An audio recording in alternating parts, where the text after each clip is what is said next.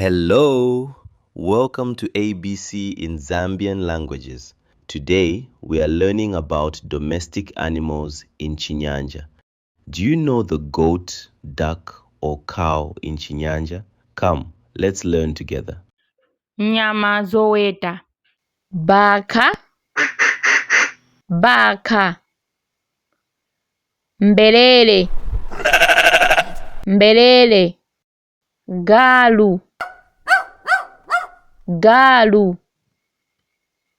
Nkuku, nkuku. Ng'ombe, ng'ombe. Mbuzi, mbuzi. Nkumba, nkumba. Chona, chona.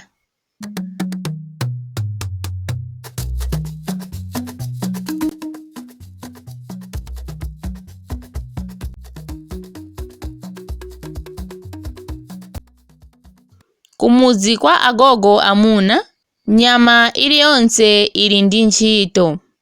Ng'ombe imatandiza kulima munda. Mbuzi imakonda kukwera ndiponso imapangisa anthu kuseka. Nkhuku imazusa muzi ndi mpandakucha kokoko. Galu imalonda pa khomo wa mpanda usiku onse. Tsiku limodzi mphaso anaziyendera nyamazi ndi kuzipasa moni imodziimodzi. Wadzuka bwanji ng'ombe? Moo, inatero ng'ombe. Uli bwanji mbuzi? Mee, inayankha mbuzi. Wadzuka bwanji nkhuku? Kokokokoko. Moni galu. Wuf, wuf.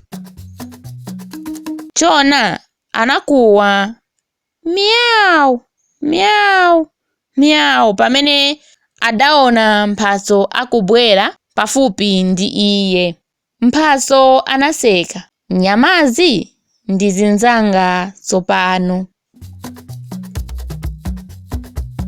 Well done. Thank you for watching today. Until next time, goodbye.